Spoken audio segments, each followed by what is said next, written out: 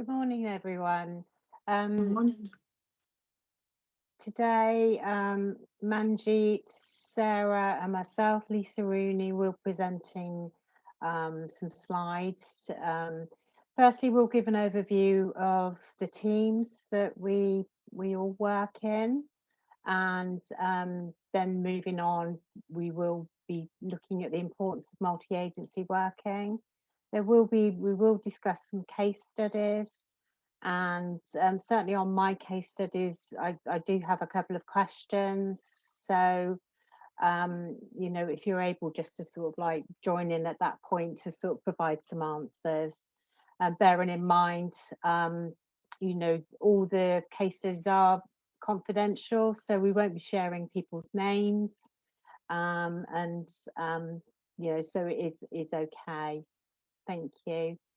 Can we have a next slide, please, Chloe? Yeah. So, as I said, I'm Lisa Rooney. I'm the transitions team manager, and we're transitions are moving into our adulthood team. So our team was created in September last year, following the previous transitions team moving to the West Northants in May 22, which left Northamptonshire without any transition support. The team consists of me, the team manager, and 2 adult transition workers, and we cover all of Northants. The role and function of the team is to attend education and healthcare plan reviews for pupils from year 10 upwards. So that's from 16 upwards. We offer advice and guidance to schools, parents and pupils, with regards to, future needs, whether a person may need a referral to adult social care, or whether they need to be sort of connected with their communities. We attend school information events, host information session for parents and carers, and provide information sessions for Northamptonshire Children's Trust and for Tier 3 services. So Tier 3 is for young people and families that don't actually meet the criteria for eligibility for NCT services. So met with the Strengthening Families team last week, because they work with young people who may need to have adult social care referrals, and certainly some of the parents may need additional support too. So the presentation's gone. There it is. Sorry. Oh, Chloe. Oh, it's me clicking buttons. I do apologise. So our team works in collaboration with all of Children's Trust teams. So that may be safeguarding team, could be MASH, it could be children in care, leaving care, and the disabled children's team. We discuss potential referrals to adult social care and matters of adult legislation, which does cross over both agencies. For example, the Mental Capacity Act starts at 16 for some of our young people that we're working with. We also work across adult social care teams to monitor referrals received for young people. We also carry out statutory work for a number of young people allocated to the team. So we also work with all agencies involved with the young person to ensure that the local authority statutory duties, so that could be safeguarding, that could be assessing, mental capacity assessments, to ensure that these are carried out and the best outcomes are reached for the young person and their families and carers. My team do complete Care Act assessments, support planning. They're involved in safeguarding and the adult risk management process, and also review of any care and support that's provided by adult social care. We also attend children in care review meetings and multidisciplinary team meetings to discuss risk management for some of our more complex young people that we're working with, because often, you know, that there are sort of high risks with some of the young people. That could be, you know, because of their mental health, or it could be that, you know, that they are making unwise decisions about, you know, for instance, gang activity, drugs and alcohol. So, you know, it can be very sort of complex, and also quite difficult for just one team to manage. Thank you. Next slide. Thank you. Hello, everybody. My name is Manjeet Kaur, and I'm the patient at risk practitioner here at Kettering General Hospital. So I'm going to talk to you a little bit about my role and what I do within the trust. So this patient at risk practitioner role has been established for the past 2 years. So it's a brand new role within the trust. So it's quite a unique position. So myself, I cover the emergency department, the paediatric emergency department, and 3 of the urgent care base wards. So this role was established after identifying a gap of missed opportunities within urgent care wards and the emergency department. So there was a profound need for that on-the-ground support for our staff members who were coming across really complex safeguarding cases on a daily basis. And in most recent times, these cases have got more and more complex with an increase of patients attending the department. In addition to that, I also provide bespoke training to our staff members regarding various different safeguarding topics. And being from a social work background, I'm able to provide true life experiences from the other side about working with children and families, and the ongoing support that they have in order to mitigate the concerns and risks. I also lead on our frequent attenders within the trust. So this is a fully established process, which is extremely robust, and it provides a clear outcome to the patient themselves in relation to a care plan that is used when they are in the department. And that care plan can travel with them when they attend the emergency department, and also go with them if they are admitted to one of our wards. So the access to this role has been really slow and steady, and it has been a long journey. But we have been able to develop really strong rapport with external parties.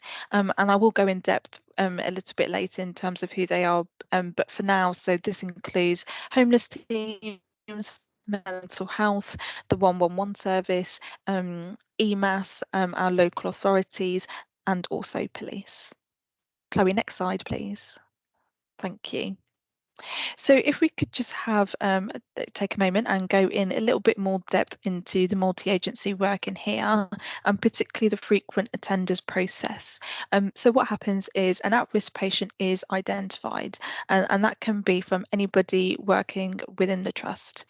I have also received referrals from external parties, from our local care homes, from our mental health teams, from our homeless teams within the community, raising a concern about someone that they considered to be a frequent attender. So what we do is we look at how many times that patient has attended the department, but also the risks and their unmet needs. So for example, the criteria is for a patient to attend the department 5 times in a 3-month period. However, I will consider patients who have attended less than that, but who are considered to be high risk. So once that patient has been identified, a referral will be completed to myself, and this is completed via an electronic system within our trust, which is called Careflow Connect. I would then start the investigation process myself, so that will look within our documentation, our physical documentation, and also electronic records. This may require me to ring the local authority to see if that patient is open to their service, and really gather information in terms of who the key professionals are in order to have that meeting. So once the meeting is arranged, it is held with all of those key professionals. Um, I have highlighted in a slightly lighter colour the one-to-one discussion with the patient. Now, this is on an individual basis. So sometimes we feel the need to include a patient, and it is appropriate to have the patient involved into their care plan to get their view and perspective on it. And this has worked really well. We've able to facilitate a few one-to-one discussions with the patient, go through the care plan and gain their opinion and what they feel about the care plan itself. Once the care plan has been created, that will have oversight from, again, the key professionals. So that will include consultants and matrons who are able to sign that off, and that will go live within the department, meaning every single attendance that patient attends, that care plan will be used in order to facilitate a more cohesive and safer patient journey that is bespoke to their care and needs. Next slide, Chloe. Thanks, Manjeet. Morning, everyone. So my name's Sarah Laycock. I'm the rough sleeper coordinator for NNC. So I'm going to talk you through a little bit about rough sleeping in North Northants, how we've come about, my team, and the pathway. So first of all, just to give you a little bit of background about the rough sleeping team and how it's come about. So we all remember that time in March 2020 when at the beginning of COVID, we had instructions from the government to all local authorities to accommodate all known rough sleepers. That was called the Everyone In Initiative. So at that point, we had 4 sovereign councils. We all worked to accommodate all known rough sleepers and provide them with tenancy support in emergency off-street accommodation. Since then, April the following year, the Sovereign Councils became the Unitary Council, so North Northamptonshire. And at that point, it became really important that we got the alignment of the rough sleeping service. So it was to ensure that we had a clear approach to tackling, preventing and reducing rough sleeping across NNC. So the rough sleeping team is funded through the Rough Sleeper Initiative, which is called RSI. So you might see that popping up quite a bit through the presentation. And what it does, it allows North Northants Council to continue to provide the support for this vulnerable cohort. And we're quite lucky, actually, that this last round of our RSI funding is actually taking us up to March 2025. The previous rounds have only been for a year. So we were quite lucky that this is taking us up. It was last year, so it's taken us up to sort of a 3-year process. So it's easy for us to embed our practices and our service across NNC. Next slide, please, Chloe. So I think it's key to let you know how the team is across NNC. So who are we? Where are we? So as I've said, I'm the rough sleeper coordinator. So I lead and manage the rough sleeping team across the whole of NNC. And I have, you may have met Sharon McCall. She is my senior rough sleeper worker. And what Sharon does is she supports the team on the ground with our complex cases. So our multiple exclusion homeless cases where she needs to get multi-agencies involved. And there's really hard to reach rough sleepers. So she supports on the ground with my team. I've got 7 rough sleeper workers all across NNC. So that's a mixture of some in Kettering, Corby and Wellingborough, and the teams stay the same to build up that rapport and that consistency and the trust with our rough sleepers. So they're not having to change and tell their stories multiple times. They can build that trust up with that one individual. The team are very good. They do work all across the areas as and when it's needed. We have the Rough Sleeper Housing Options Advisor, which is a dedicated role now within the rough sleeping team. This role has now been in place for just coming up for 2 years. It's a really important role. This allows us to carry out assessments fast, their locations in small bite-sized chunks that actually work for the cohort that we're working with. We can't expect these individuals to constantly come into our services. So this was why this role was created within the team. Another exciting role that's only just started actually 2 weeks ago, we have Michelle, who is our adult social care worker. She's working within the team on a Monday and Tuesday, assisting the team with carrying out capacity assessments, identifying where there may be care and support needs within our cohort. She's already done some fabulous work already in the short time that she's been with us under adult social care. So we're really chuffed with that role and see how that develops. We've also had some additional funding, which was called RSAP, not very great, which is the Rough Sleeper Accommodation Programme. We've actually called it our NGU project, so it's our Never Give Up project. And what that allowed us to do was to purchase 10 one-bed properties, so one-bed flat dispersed units all across NNC. And these properties are for our individuals that are multiple exclusion homelessness, are entrenched rough sleepers that have been through that revolving door, that have worked with multiple services. And we lead this project on the Housing First principles, which is very much, it basically says what it is on the tin. It's housing first. It is virtually impossible to be evicted from these properties. So we have got 9 people in these properties at the minute. We're just waiting for the last one to come on stream. They're all doing really, really well. It's challenging, but they're all doing very well. And we've got 2 tenancy support workers that provide that intense support, and they provide up to 7 hours per week to those individuals across NNC. Next slide, Chloe, please. So we'll talk you through the pathway. We work very closely with housing options, but to see how the rough sleeping team work is think of us as that extra layer of safety. Think of us as that safety net for people that are in crisis. We're the ones that are able to go out to try and make things resolve a situation quicker. And that's how I always try to describe it to anybody. So the team will be notified of a rough sleeper, and that may come from yourselves on this call. It may come from the public. It may come from housing options. We get loads of different referrals into us. So once that referral comes in, we will then identify that rough sleeper. So we'll aim to get out there in the day, find the location, and we'll also then carry out what we call nighttime outreach. So we're out in the night, going to see those individuals, providing that support and seeing whether they are bedded down and that they're safe, basically. Once we've then started that work with them, we will assess them. So we have our own rough sleeper assessment that we will carry out.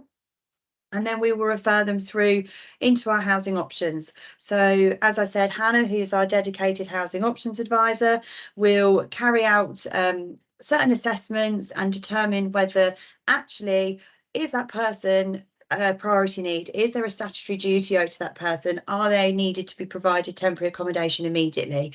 And if they are, they will be passed back through to our housing options team, and then they will be assigned a housing options advisor and go down that route. Now, the other things to consider is that we do have rough sleepers that we work with on the streets that are non-priority need, and my team will then work with them to try and resolve their situation in a really fast manner. We want to make it rare, brief and non-reoccurring. So it's key to understand the support needs of the individuals we're working with. And it's also good to stress that accommodation isn't always the option. First of all, everyone seems to think, let's get these people into accommodation. Actually, it's what support needs does that person need? And it actually might be that there are risks involved with that individual to themselves or to others. So we have to get it right, because otherwise, if we don't get it right, that person's just going to keep coming back out on the streets, and it's going to be that, revolving door, and we're not actually solving it. So where my team can't resolve it in a time that we're happy with, in a fast manner, we will consider what we call temporary discretionary accommodation, so our rough sleeper accommodation. At the minute, I've got 18 individuals under discretionary powers, and To keep it consistent, the rough sleeper worker who has found that person on the streets will then work with that rough sleeper while they're in temporary accommodation with us as well. So we keep that, building that rapport, building that trust, linking them in with services, drug and alcohol services, mental health, adult social care, anything that we think that will help them to move on to sustain an independent tenancy. We also have individuals that are non-verified rough sleepers, people that we don't necessarily see out, that are sofa surfers. They will be, supported through housing options to explore avenues to resolve their homelessness. And so these sort of categories, we look at all different types of accommodation. We look at the housing first accommodation that I've discussed already, so our NGU project. We look at supported accommodation schemes depending on their support needs, medium or high needs. I mean, it is difficult. We haven't got many across NNC, so it's really hard to get it right. Keyways as well, if there's sort of low to medium support needs, we'll get them on the Keyways register. And then also private rented housing and HMOs. Okay, next slide, please, Chloe.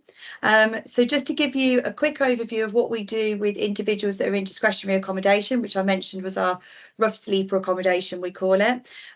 Most of our cohort are placed within S&H, which is a 17-bed space in Wellingborough. You may know it from being called it was the old Euro Hotel on Midland Road.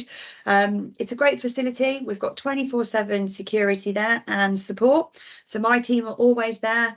We have Change, Grow, Live going in, mental health teams going in, and it's a real sense of a community there. So it's a really nice environment, actually. My team creates support plans with the individuals and they get them really heavily involved. So what are their goals? What do they want to achieve? We link in with a variety of services, and we'll come on to that a little bit more in detail, but people such as Bridge, CGL, mental health, adult social care, probation, the Home Office as well, because we have quite a few people that have got no recourse to public funds that we need to help to support with getting their status.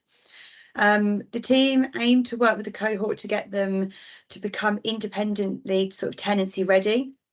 So that may be via private rental, it may be Keyways if they haven't got those additional support needs. We are seeing, though, an increased number of individuals with sort of complex support needs. And as I said earlier, we have to get the right pathway for these individuals, because if we don't, they're going to fail and they're going to be back out on the streets. And then that's when they start to lose trust in the services. So we have to try and get it right first time.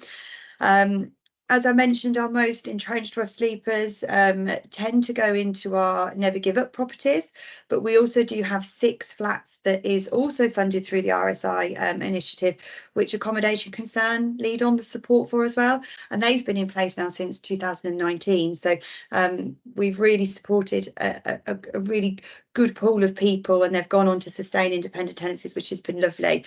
And as I said, those individuals get up to 7 hours per week of support from their dedicated support workers.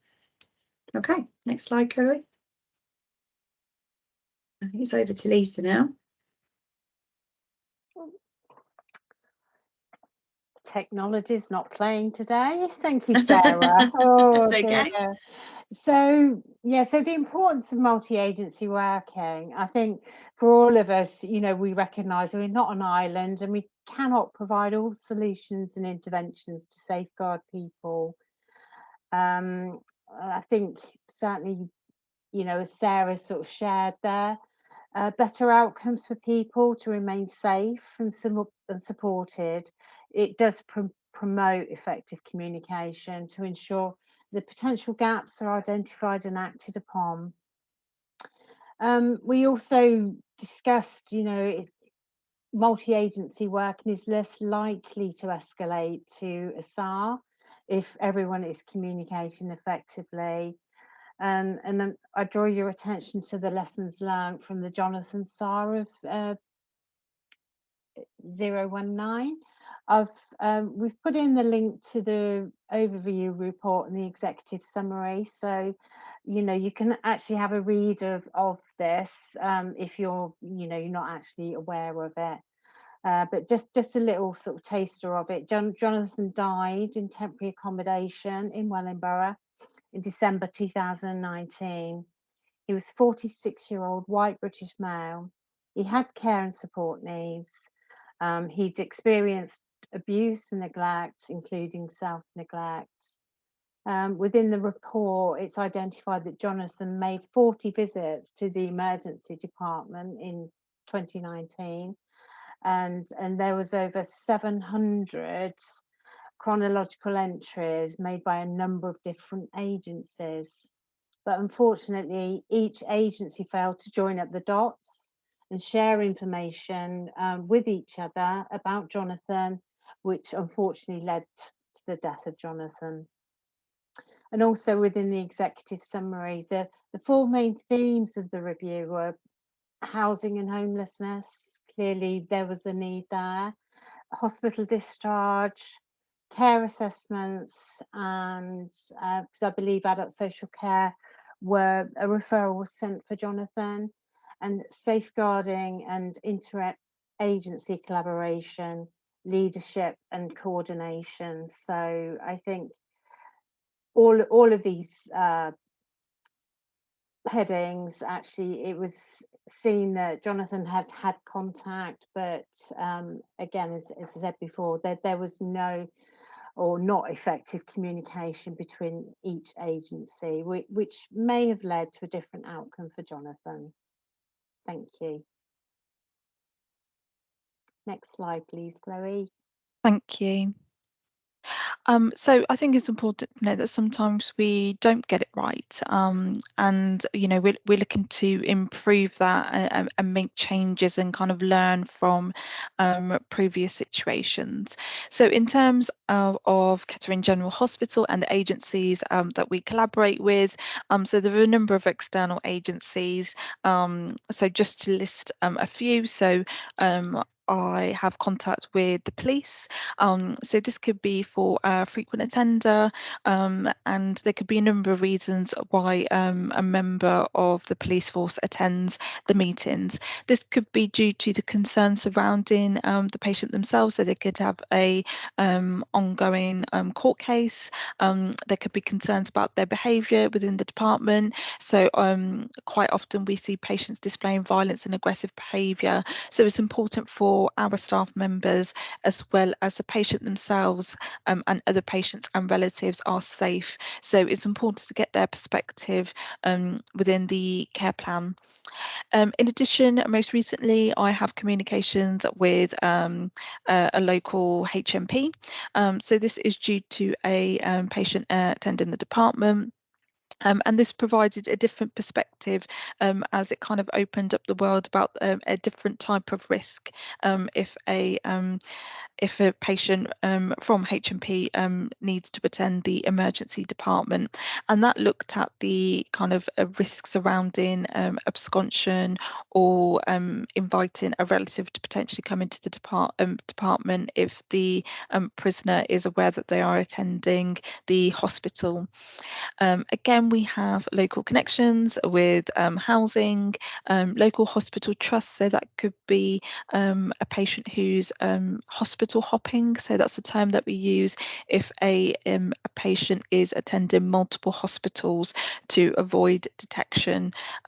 So we're able to share the care plans in the patient's best interests.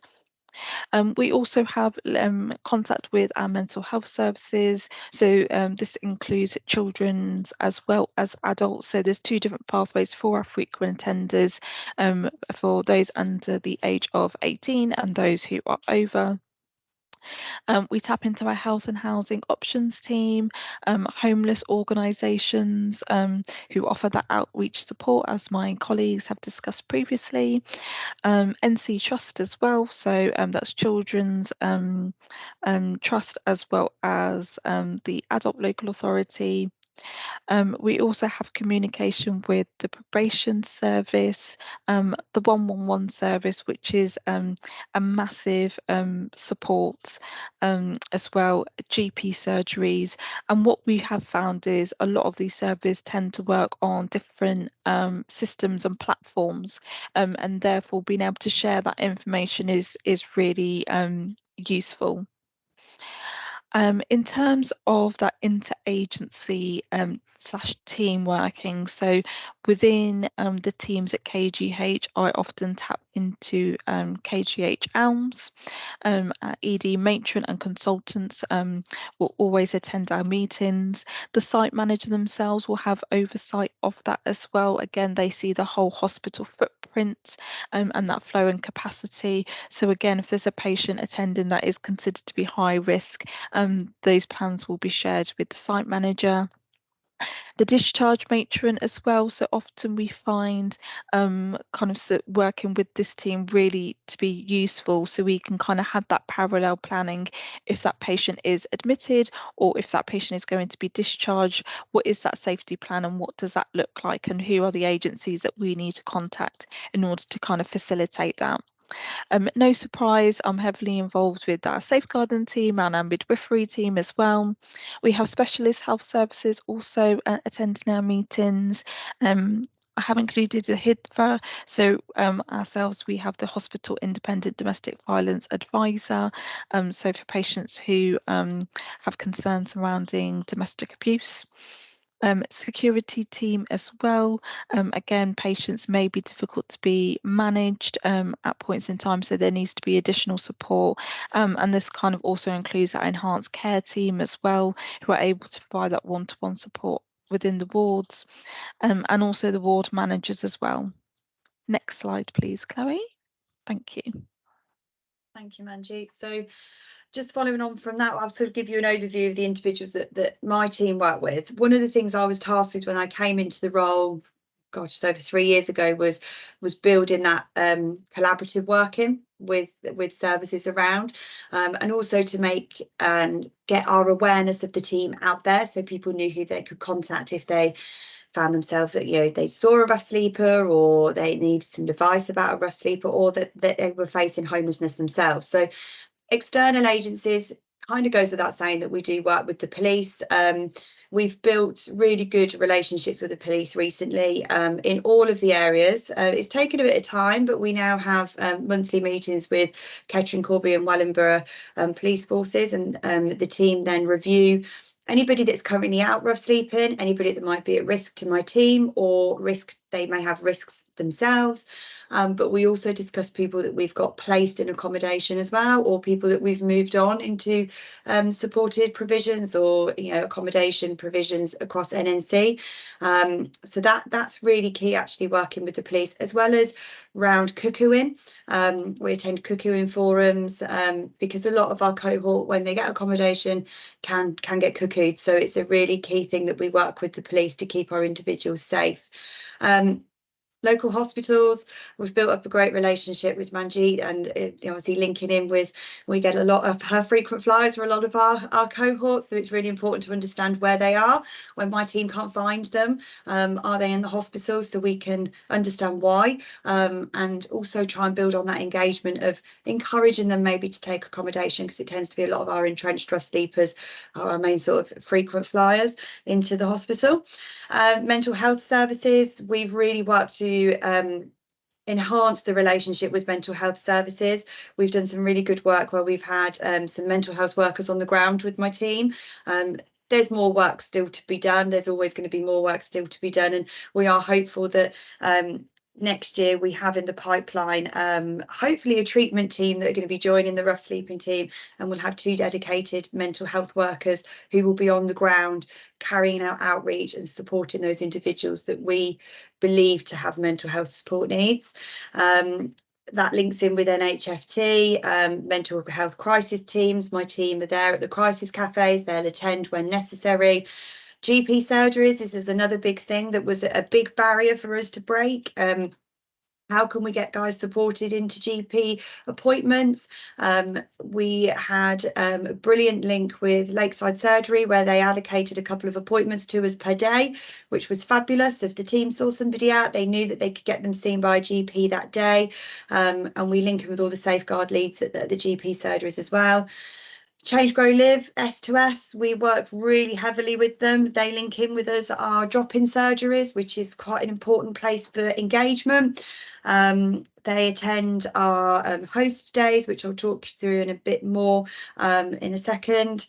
DWP, another agency that we have to work really well with, they've identified that they do need to come out and help us on the streets, and we've got a particular case that we're piloting at the minute, and they've acknowledged that they need to help this individual. It can't be expected to come to the job centre all the time. The Hep C team, brilliant group of lads that we go around sort of NNC with them in their bus, doing drop-in surgeries with them. They've been to all of our provisions as well. So again, it's getting that awareness. Sexual health, Bridge, the team go to Bridge. They do some fabulous drop-in sessions to build on engagement, to help people in the future. So the team are always at Bridge with our cohort. Goes without saying, accommodation concern. We work really closely with accommodation concern. They refer anybody into us. They provide amazing support around sort of benefits. They also support 6 of our individuals in those flats that I discussed earlier. Citizens Advice and all of our supported accommodation schemes. My team have built really good relationships with the providers around NNC. They know what type of and level of support that they can offer, and that's really important when we refer people in. Also, from a prevention point of view, how can we stem the flow of people failing? How can we stem the flow of people returning back to the streets? So that's really important.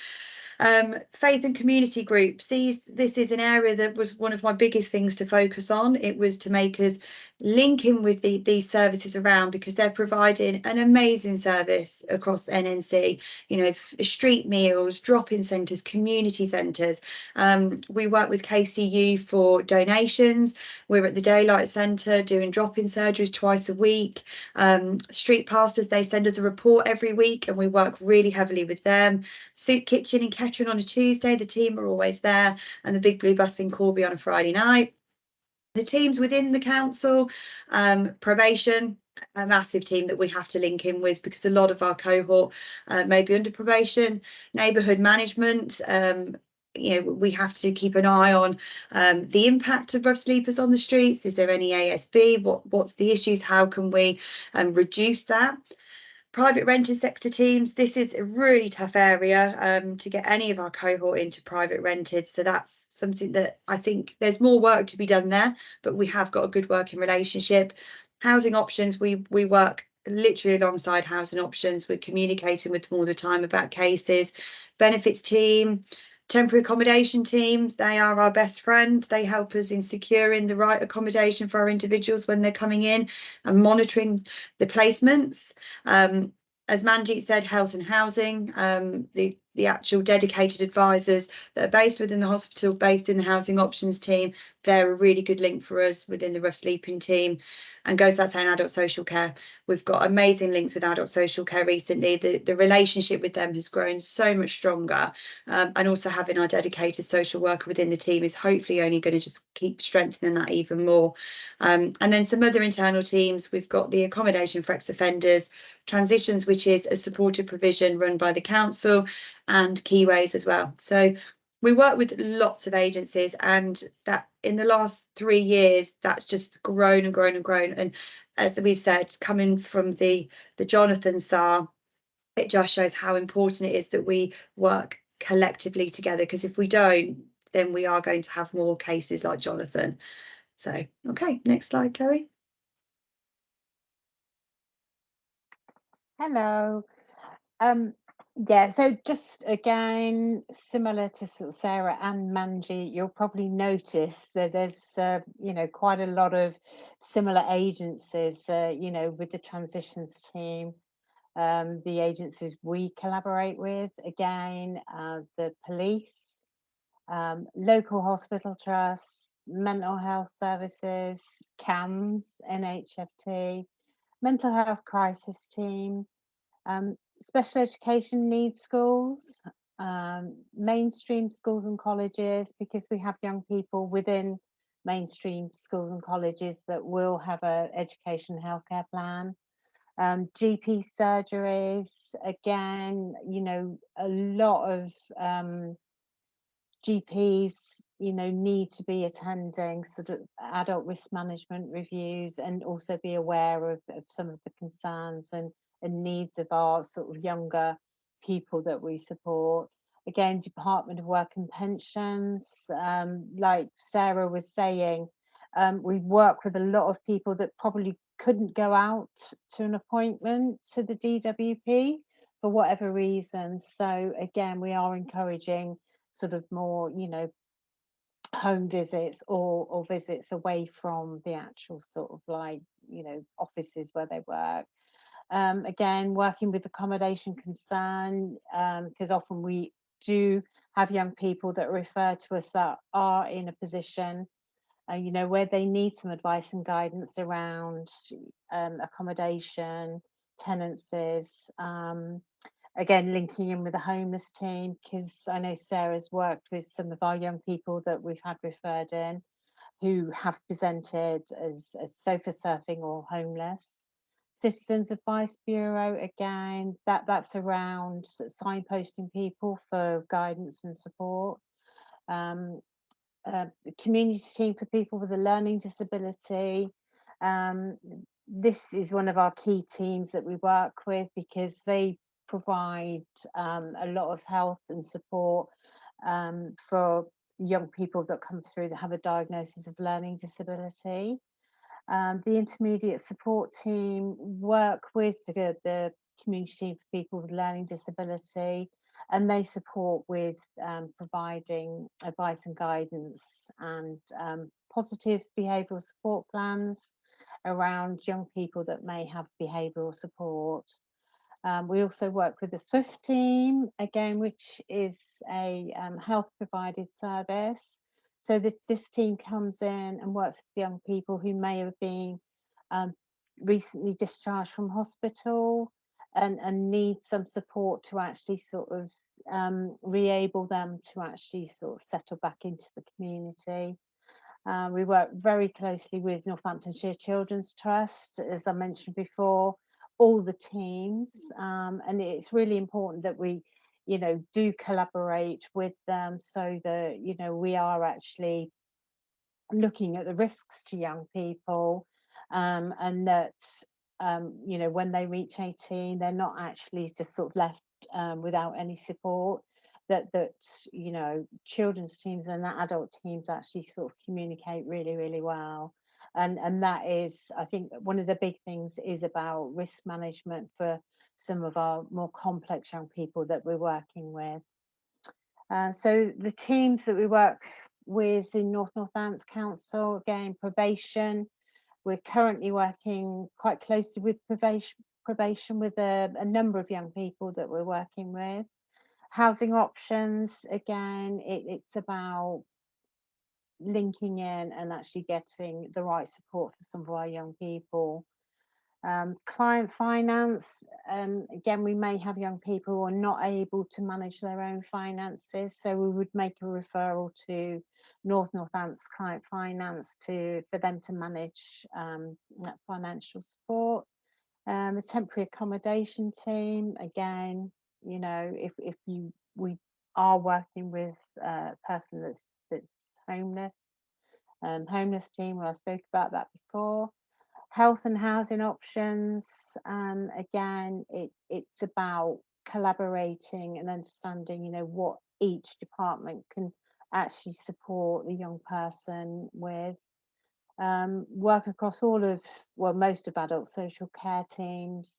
Again, that's about escalating any sort of concerns, or if we have, you know, a young person that does actually have an adult risk management plan in place, it's about what support we can actually get from the other adult social care teams to ensure the risks are managed for that young person. And key ways, clearly that links into accommodation. So often we will be involved with Keyways, supporting young people to make referrals for housing.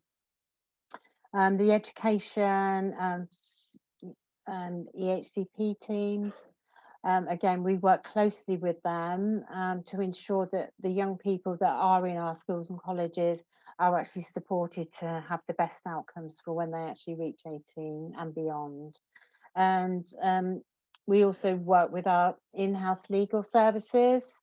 Again, if we have any sort of court protection concerns, that we may need to, you know, make an application to the court. So our in-house legal services is really, really vital, and also for advice and guidance.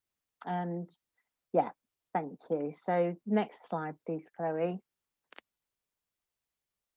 Okay, so we wanted to give you sort of all a case study from each of our areas to sort of really stress how multi-agency working has helped or maybe not helped in some of these cases. So my case study is an individual, DH. He was an entrenched rough sleeper. He experienced multiple exclusion homelessness. He sadly passed away at KGH April this year, and he was 42 years of age. He died of natural causes, but did have underlying health conditions related to his alcohol drinking. My team started to support DH in 2019. He was offered a range of accommodation options, and even prior to that was known to the housing options team, and again offered multiple accommodations offers, but always declined them. Always just wanted to remain on the streets, never wanted to come into accommodation. He predominantly rough slept in Corby and was very well known, and many of you probably on this training session will probably know the individual that I'm talking about. However, his sort of last few months with us, he actually ventured sort of over more to Kettering and started to sort of rough sleep around sort of Kettering area. He was alcohol dependent, sometimes used drugs, but always refused to work with support services. Was happy to work with my team, built up a great working relationship with my team, but never wanted to work with anybody else. He had a diagnosis of schizophrenia. He suffered with multiple health conditions, and he was a frequent visitor to KGH. Was always there every single week. We were calling an ambulance for him. The ambulance crews got to know him very well on a personal level, and attended immediately whenever we put a call through because they knew who it was for.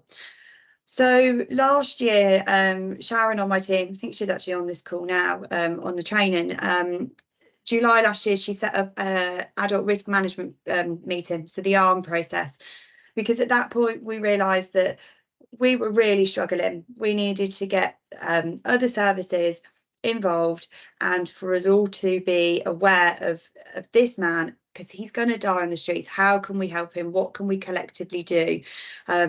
He was at high risk of harm, death, self-neglect.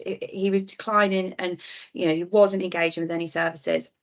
So a variety of agencies, we all collaboratively worked together to try and support him. We had Change, Grow, Live, Adult Social Care, my team led on it. We had the police, the community teams, Accommodation Concern, KGH, his GP and mental health teams. And we all had the same agenda. We just wanted to help him and try and support him as much as we possibly could. The arm was closed 3 months before he sadly passed away, despite the fact that the risks had not been reduced. We came to the decision that agencies had done everything we could and would continue to support him, but he just didn't want to accept it. And we had numerous attempts. Every single day we were out with all different agencies, and I can't stress how well all the agencies worked together with this particular case. He wasn't willing to engage with services, which obviously put himself at a greater risk of harm. And this lack of engagement was, it was challenging, and it was concerning for us all. We did continue to have professional meetings because we thought that was really important, just to keep that continuation of the communication going. And despite the arm being closed, the rough sleeping team, we supported him day and night, whatever he wanted. We were there.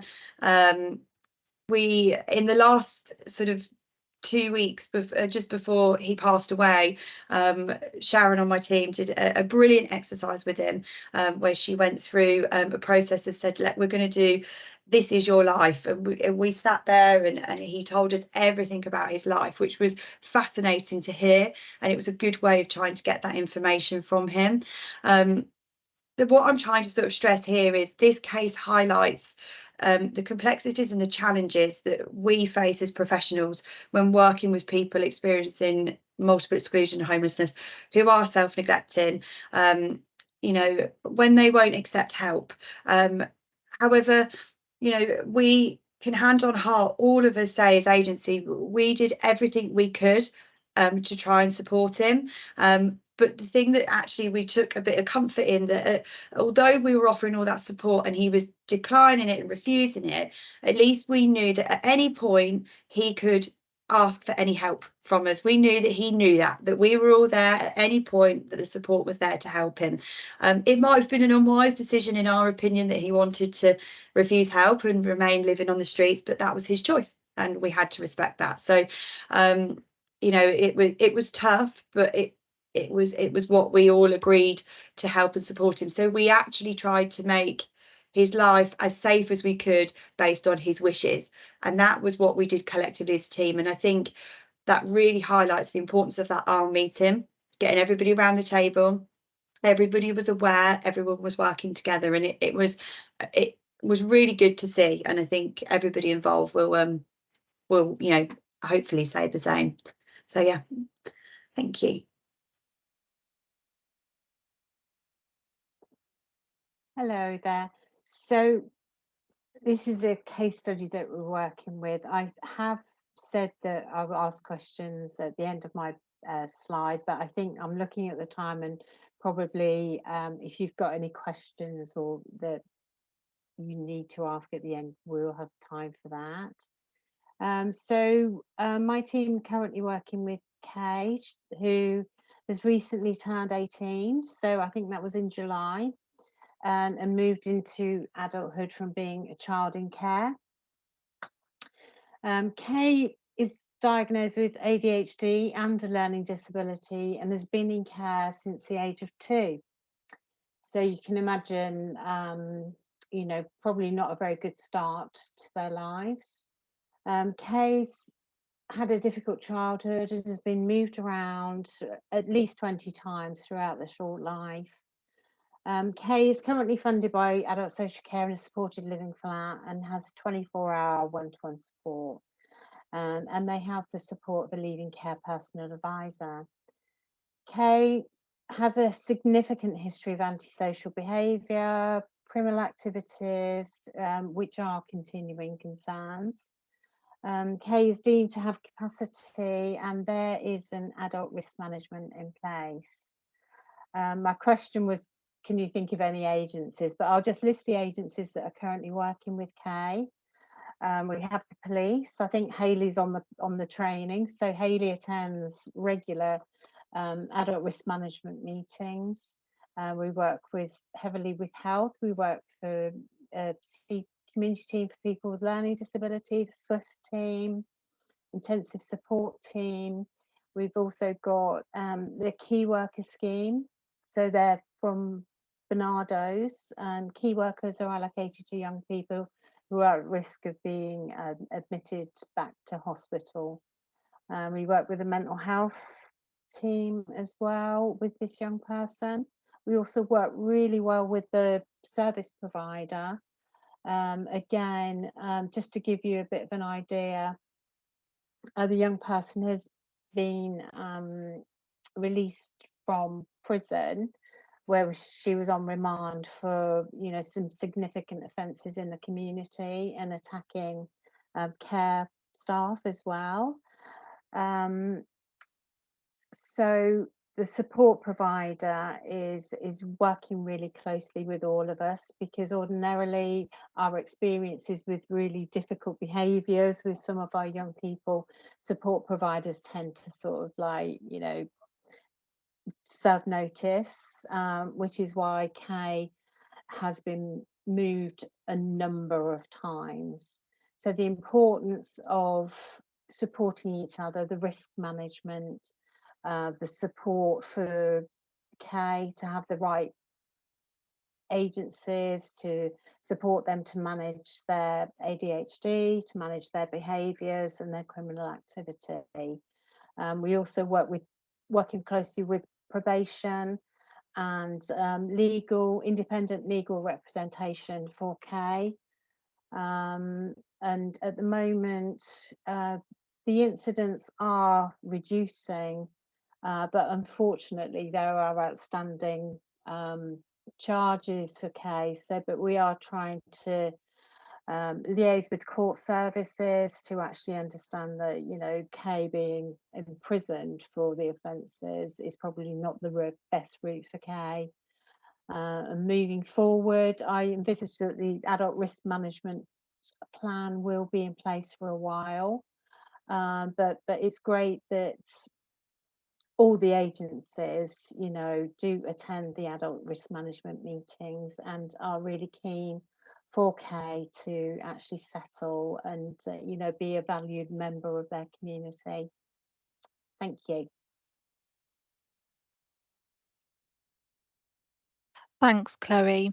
So the case study that I wanted to bring forth was the Jonathan case study that we've mentioned previously in the slide. So I think it's important to note the changes that were made within the trust following the death of Jonathan. So a homelessness register was implemented and in the trust, and this was to monitor those who were considered to be high risk. So within that register, it was detailed in terms of the concerns surrounding the individuals themselves. So this included mental health, whether the individual suffered from substance misuse and or learning disabilities. And this just reinforces the idea of not having that patient to kind of disclose their story over and over again, as Sarah highlighted earlier in the presentation. In addition to that, information was given to our staff members regarding organisations and services within the local community that were available for individuals who were considered to be homeless. So this include the duty to refer process and how to access that. It also included local services and organisations who support individuals with outreach work, who provides mental health support, who provide practical support. So this may be supporting them with a housing application and or providing them with a hot meal or a warm place to stay. Within that information was given to our staff to access food bank organisations in the local area as well. We also had discussions and awareness surrounding the SWEP protocol. So often within the department, especially during kind of the winter period, we would see a high increase of patients who were considered to be homeless attending the department. A lot of the time they were medically fit for discharge, however, they refused to actually leave the department for a number of different reasons. So this could have been the fact that it was just a warm place to stay, or the fact that actually it was actually a place of safety for that individual. So actually there was a lot of risk within the community if they were to leave the department. So we had an understanding about the SWEP protocol and when that was triggered and how that is triggered, and that information is disseminated to all of our senior members in the emergency department team.